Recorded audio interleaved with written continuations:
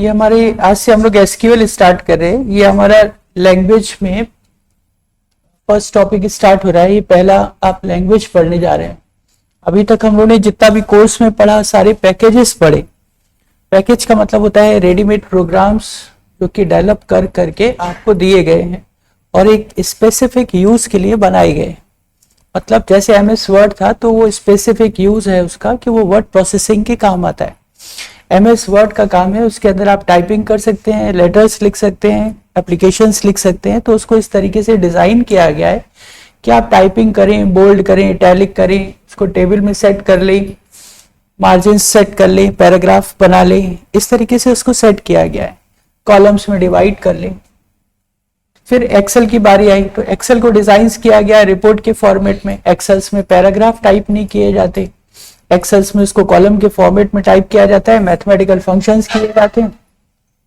Power point को design किया गया प्रेजेंटेशन देने के लिए। तो जो सॉफ्टवेयर्स होते हैं वो अलग अलग यूजर को ध्यान में रख करके डिजाइन किए जाते हैं, क्योंकि कंप्यूटर वही रहता है, यूजर चेंज हो जाते हैं। तो यूजर की जैसी नीड होती है वैसे सॉफ्टवेयर हमारे पास अवेलेबल है। अगर हमको म्यूजिक कंपोजिशन करना है तो म्यूजिक कंपोजिशन के सॉफ्टवेयर दूसरे हैं, ड्राइंग के दूसरे।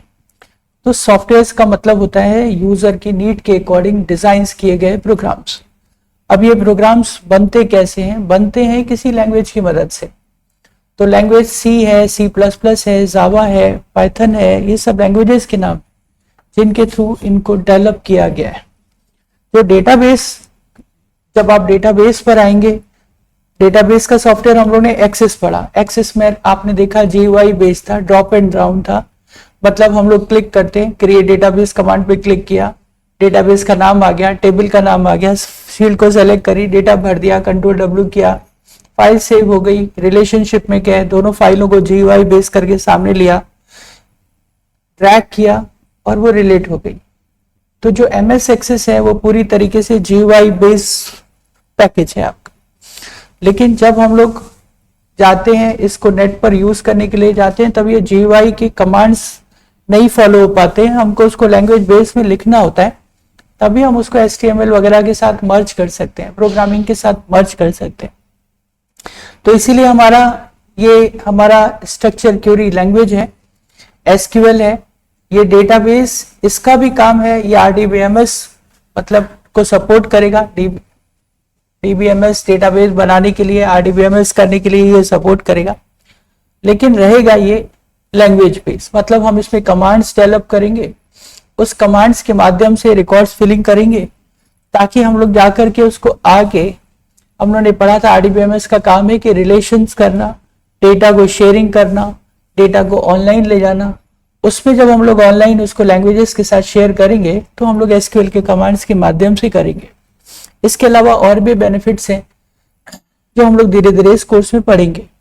तो SQL की सबसे खास बात है ये बहुत इजी लैंग्वेज होती है और इसके कमांड्स इस तरीके से डेवलप किए गए जो कि कॉमन इंग्लिश के कमांड्स हैं। कॉमन इंग्लिश जैसे कि हम लोग बोलते हैं, कोई सेंटेंस बोलते हैं, उसी तरीके से इसके कमांड्स आपको मिलेंगे। ये इसकी सबसे खास बात है। स्टार्ट करते हैं। SQL सबसे पहले बार बार आपसे पूछा जाएगा कि SQL का फुल फॉर्म क्या है, SQL क्या है। तो SQL हम लोग बोलते हैं स्ट्रक्चर्ड क्यूरी लैंग्वेज। SQL का फुल फॉर्म है स्ट्रक्चर क्यूरी लैंग्वेज। हम लोग वर्ड क्यूरी भी पहले पढ़ चुके हैं। क्यूरी का मतलब होता है कि जैसे आप कोई क्वेश्चन करते हैं कि आप उन रिकॉर्ड्स को देखना चाहते हैं जो 15 से ज्यादा है, उन रिकॉर्ड्स को देखना चाहते हैं जो A नाम से हैं, फिल्टर करते हैं आप, आपके दिमाग में कोई क्वेश्चन आता है तो उसको हम लोग क्यूरी बोलते हैं। तो ये वही चीज है कि अपने क्यूरीज को हम लोग लिख करके रिजॉल्व करते हैं, डेटाबेस को कंट्रोल करते हैं। इसीलिए इसको स्ट्रक्चर क्यूरी लैंग्वेज का नाम दिया गया, SQL, structure Curie language, which is a computer language for storing, manipulating and retrieving data stored in a RDBMS। ये ऐसा लैंग्वेज है जो RDBMS में हमको सपोर्ट करता है। हम RDBMS मतलब डेटाबेस में रिकॉर्ड को स्टोर कर सकते हैं, मैनिपुलेट कर सकते हैं, डेटा को रिट्रीव कर सकते हैं। यहाँ पे जो डेटाबेस के सारे डेफिनेशंस हम लोगों ने पढ़े थे कि डेटा की स्टोरेज करना, उसमें रिजल्ट जनरेशन करने के लिए सारे फॉर्मूलेज लगाना, उसको कहते हैं मैनिपुलेट करना। मतलब आपने आपने एक एक्सेस में एक टेबल बनाई, टेबल बना के दूसरी क्यूरी बनाई, फिर फॉर्म बनाया उसका, फिर रिपोर्ट्स बनाई, क्यूरी में कंडीशंस लगाई, ये सब क्या कहलाएगा? उसका मैनिपुलेशन कहलाएगा, उसका फ्रंट एंड बनाना कहलाएगा। तो डेटा को स्टोर करना, मैनिपुलेट करना, ताकि उससे डिसीजन मेकिंग करी जा सके, डेटा रिट्रीव किया जा सके, डिसीजन मेकिंग किया जा सके, यही डीबीएमएस का काम होता है। तो एसक्यूएल का मैं फिर से पढ़ता हूँ। SQL is a structure query language which is a computer language for storing, manipulating and retrieving data stored in a relational database, and SQL stand for structured query language. SQL is a standard language for RDBMS. All the RDBMS like MySQL, MyAccess, Oracle, Sybase, Informix, Postgres and SQL Server use as a their standard language. ये एक ऐसी language है जो हमारे जितने भी RDBMS के softwares हैं, हम लोग बार बार पढ़ते हैं कि कोई एक ही नहीं होता है। तो MySQL, MS Access, Oracle, Sybase, Oracle और Sybase इस समय सबसे ज्यादा डिमांडेड हमारा RDBMS चल रहा है। मतलब क्या है इस बात का? हम लोगों ने पढ़ा कि जैसे बैंक है, जैसे बैंकिंग सिस्टम है, तो बैंकिंग सिस्टम या railway reservation system, flight reservation system पर जब आप बात करते, तो बैंकिंग रिजर्वेशन सिस्टम पूरी तरीके से सेंट्रलाइज हो चुका है। सेंट्रलाइज का मतलब सारे बैंकों को कंप्यूटर के माध्यम से जोड़ दिया गया है, सारी ब्रांचेस जुड़ी हुई हैं। हमारा अकाउंट चाहे जिस ब्रांच में हो, चाहे वो कानपुर में हो या कानपुर से बाहर हो, हमें अब अपनी होम ब्रांच में जाने की जरूरत नहीं है। हम लोग घर बैठे भी बैंकिंग को ऑपरेट कर सकते हैं नेट बैंकिंग के माध्यम से, या किसी भी नियरेस्ट ब्रांच में जाकर के भी अपनी बैंकिंग को ऑपरेट कर सकते हैं। इसका मतलब हमारी बैंक की सारी शाखाएं एक दूसरे से मर्ज हैं, रिलेट हैं, इंटरनेट के माध्यम से जुड़ी हुई है। तो ये एक बड़ा सेंट्रलाइज सिस्टम है और केवल हमारा बैंक नहीं, हमारे बैंक, सारे बैंकों को अब आपस में एक दूसरे से जोड़ दिया गया है, जिसके कारण से वो कहीं पर भी एक्सेस मोबाइल के द्वारा, कंप्यूटर के ऑनलाइन के माध्यम से कहीं पर भी एक्सेस करी जा सकती है। तो ये एक जो बड़ा डेटाबेस है जो ऑनलाइन सब जुड़ा हुआ है, ये किस पर कंट्रोल हो रहा है? ये सब कुछ ओरेकल नाम का एक हमारा आरडीबीएमएस है।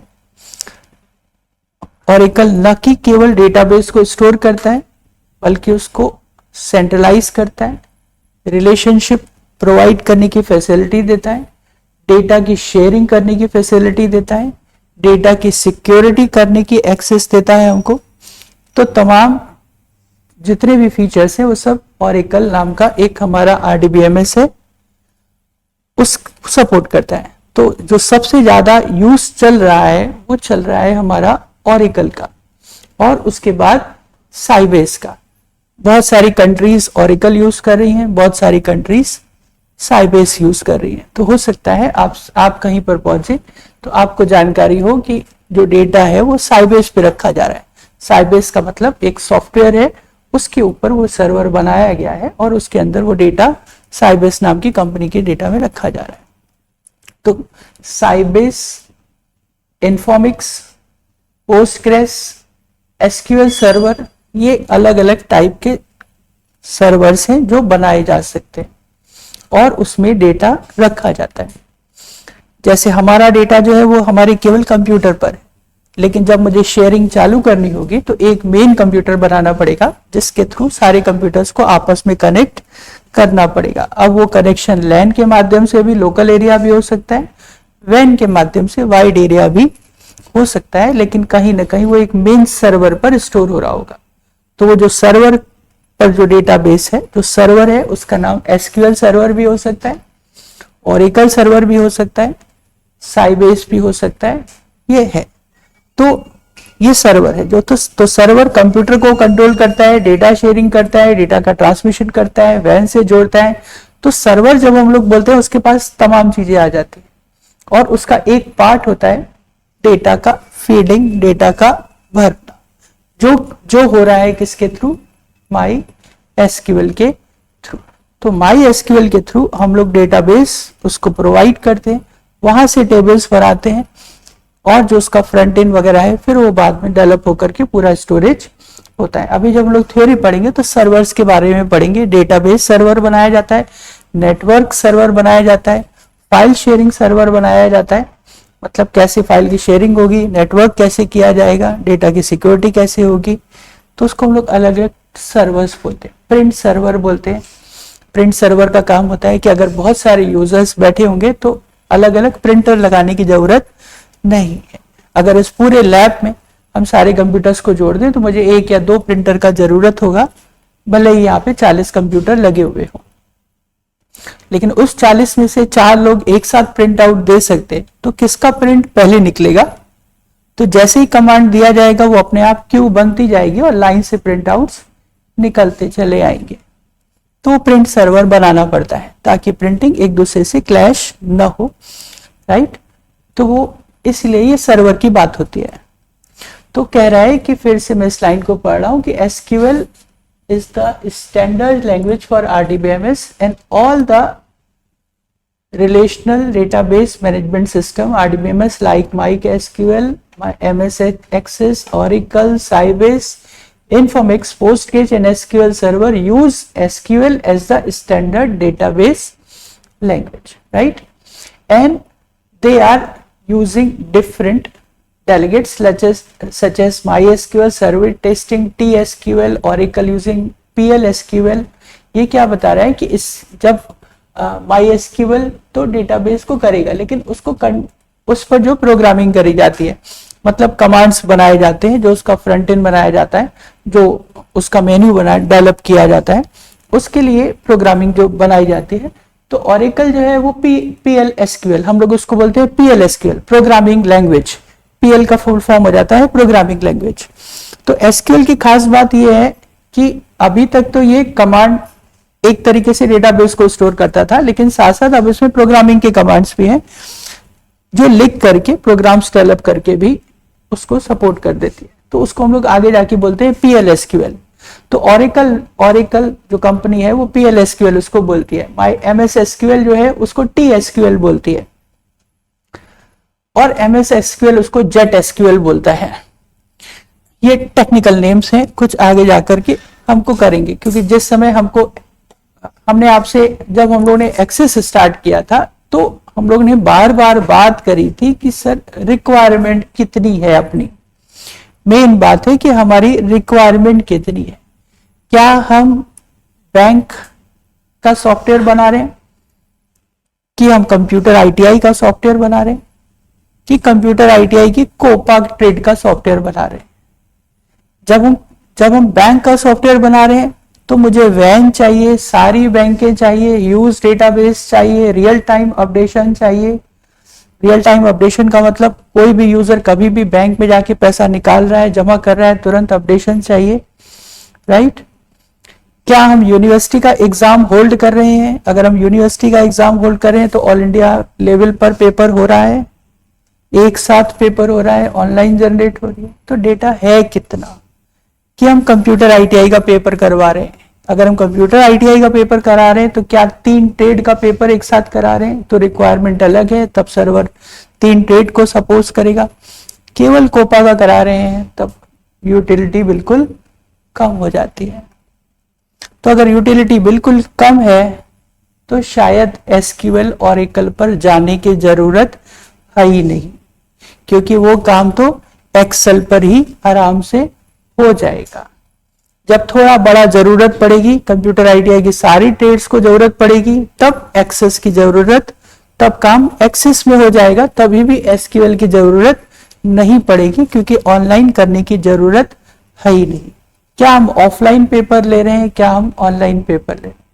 अगर ऑफलाइन ही पेपर लेना है तो इन सब की हमको जरूरत नहीं है, क्योंकि हम तो पेपर हाथ दे रहे हैं और कॉपी पेस्ट करवा रहे हैं, तो मुझे ऑनलाइन की कोई भी नीड नहीं है। फिर हम कंप्यूटर पे करवा रहे हैं और उसको जोड़ना है, अगर उसको कंप्यूटर के माध्यम से जोड़ना है, लिंक लैन पर लाना है, तो लैन के माध्यम से बात होगी, तब डेटा शेयरिंग की बात शुरू होगी। और फिर अगर हम उसको मोबाइल पे ले जाना चाहेंगे तो ऐप की बात आएगी, तब धीरे धीरे बात बढ़ेगी। तो ये वही स्टेजेस हैं कि हम कितना रिक्वायरमेंट हमारे पास है, तो उस हिसाब से हम हमेशा सॉफ्टवेयर को चूज करते चले जाते हैं कि हमको जिस तो सबसे छोटे लेवल पर एक्सेल पर ही हमारा डेटाबेस मैनेज हो जाता है। एक्सेल ही हमको डीबीएमएस सपोर्ट कर जाती है। उसके बाद बड़े लेवल पर एक्सेस आ जाता है, और बड़े लेवल पर जब हम लोग चले जाते हैं, जो कि आजकल कॉमन हो गया है, मतलब आजकल एक चीज कॉमन हो गई है कि हम लोग हर चीज मोबाइल पर चाहते हैं। मोबाइल पर आने का मतलब है जब तक वो नेट से नहीं जुड़ेगी तब तक मोबाइल पर आना उसका पॉसिबिलिटी नहीं है। तो पहले तो ये होता था कि क्या उसको वेब से जोड़ा जाएगा कि नहीं जोड़ा जाएगा, तब डिसीजन मेकिंग होती थी। लेकिन क्योंकि आज मोबाइल ऐप पर हर कोई व्यक्ति चाहता है कि सारी इंफॉर्मेशन मोबाइल ऐप से एक्सेस हो जाए, तो जो डेटा कंप्यूटर पर होगा वही डेटा मोबाइल पर भी होगा। तो सभी का बैकएंड कैसे बनेगा, उसके लिए एक इजी लैंग्वेज आपके पास एमएस एक्सेल है, डेटाबेस आपको सपोर्ट करेंगे, फिर बाकी के जो सॉफ्टवेयर्स हैं उनके माध्यम से हम लोग काम करते हैं। तो कुल मिलाकर MySQL आपको एक्सेस के बैकएंड पर भी काम करेगा, ओरेकल के बैकएंड पर भी काम करेगा, कोई मोबाइल का एंड्रॉइड डेवलपमेंट वाली जो लैंग्वेजेस हैं उस पर भी काम कर रहा है। इसलिए आज की डेट की ये एक बहुत ही जरूरतमंद सॉफ्टवेयर बोला जाता है कि आपको इसको आना चाहिए। तो यही है हमारा MySQL। तो फिर से वो आपसे कह रहा है कि इसकी क्या एप्लीकेशन है, allows users to access data in RDBMS। इसकी क्या क्या खासियतें हैं जो हम लोगों ने बात किया कि MySQL RDBMS के थ्रू डेटा को सपोर्ट करने में मदद करता है।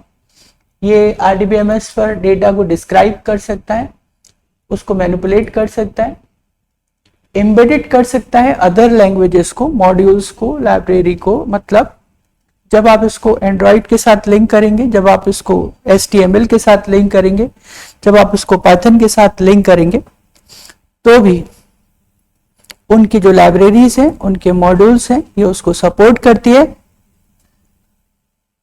और हम लोग उसके थ्रू उसको एक्सेस कर सकते। तो ये एक ऐसी लैंग्वेज है जो दूसरी लैंग्वेजेस के सपोर्ट में भी काम कर लेती है।